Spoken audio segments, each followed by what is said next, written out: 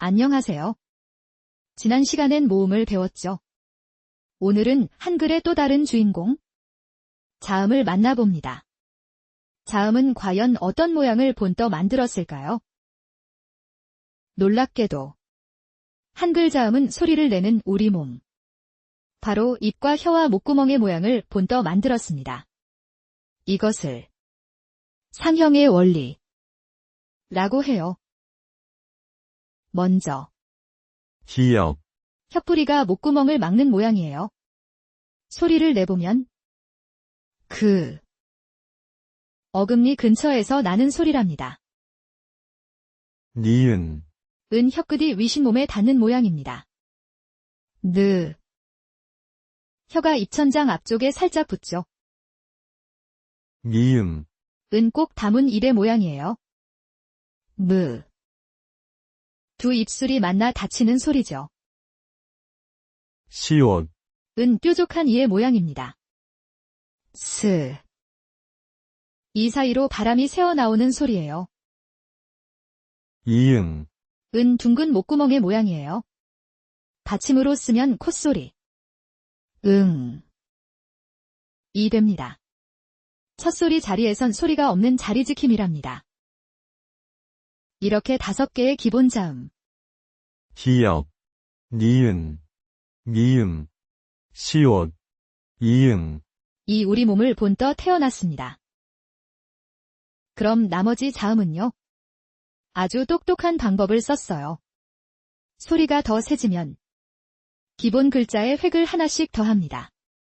이것을 가획의 원리라고 해요.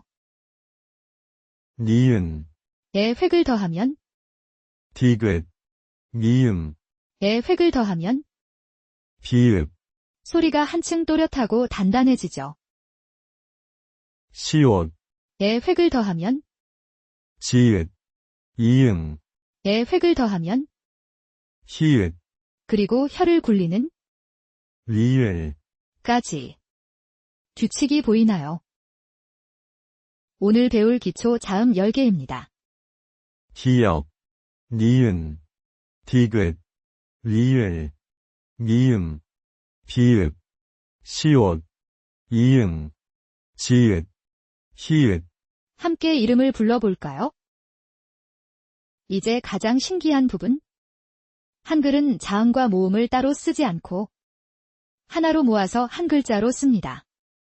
이것이 바로 모아쓰기 예요.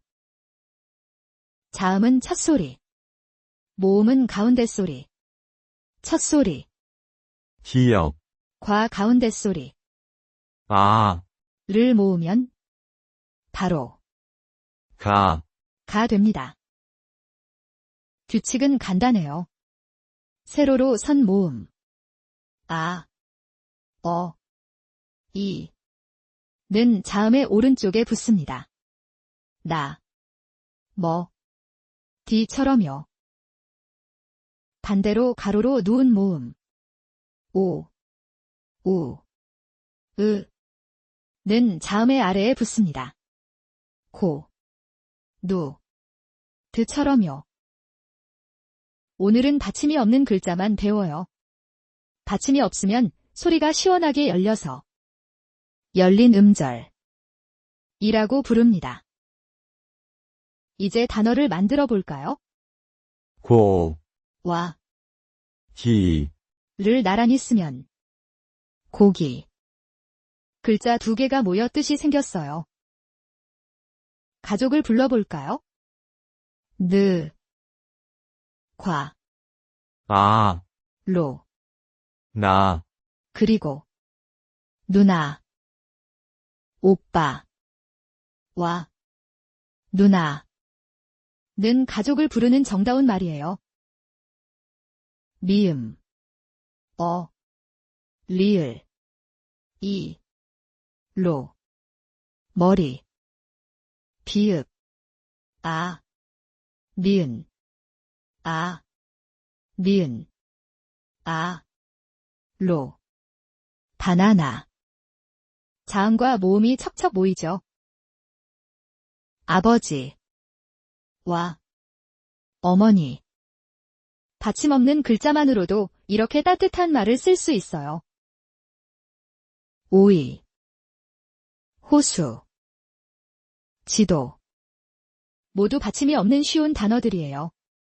소리 내어 따라 읽어보세요. 자, 이제 플래시카드 놀이. 고기, 호수, 기차. 자음과 모음을 떠올리며 또박또박 읽어보세요. 배운 자음을 연필로 한 획 한 획 직접 써보는 것도 좋아요. 손으로 쓰면 모양과 소리가 더 잘 기억된답니다. 오늘 우리는 기초 자음 10개와 자음과 모음을 모으는 모아쓰기를 배웠어요. 이제 여러분도 쉬운 단어를 읽고 쓸 수 있어요. 매일 조금씩 연습하면 한글이 쑥쑥 늘어요. 구독과 좋아요로 다음 한글 여행도 함께해요. 다음에 또 만나요.